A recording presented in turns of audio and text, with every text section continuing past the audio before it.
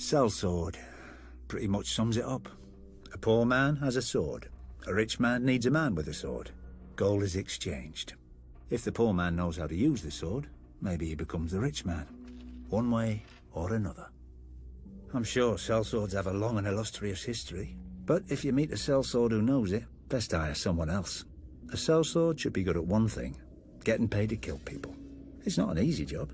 Most people try to kill you back, and at least a few of them know how. The ones that don't, well, they often come in enough pretty armor to ruin an afternoon. A lot of high lords turn their noses up at sellswords. They say they can't trust a man who sells his allegiance to the highest bidder. I don't blame them. Much cheaper for them to own an army from birth, either by people being on their lands or by their ancestors swearing a few oaths. But here's the thing. No sellsword has ever fled from the winning side. If your hired companies are running away from you, it's because you're not on that side, and you didn't pay them enough to die with you. Not that you could. Sellswords don't get rich dying for their lords. Sellswords don't really get rich. Some of the Eastern companies on Essos do fine. The Golden Company, the Second Sons, the Windblown. Always a bit of fighting to be had in the free cities, even if those merchant princes can be as tight as an old man's cunt.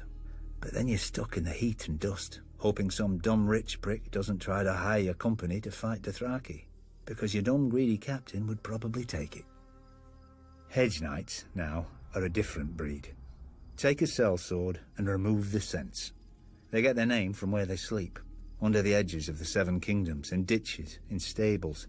They don't have the family name or the purse like real knights, so they spend all their money on armor and a horse, and ride in tourney after tourney in the hope of impressing some lord or winning some prize. One loss, and a lot of them are ruined. They can't ransom back their armor, even if they win. Think what a knight's good for. Killing men. You know how you train for killing men? By trying to kill men. Not prancing round with a blunted stick, bowing and waiting your turn. Maybe you think I'm just insulting the competition so you hire me instead. Well, of course I am. So don't hire me. Hire a sellsword with educated heirs who tells you all about the great battles he's heard of. Or a hedge knight who's won a few tourneys starting to build his name. And the man you're fighting against? He hires me.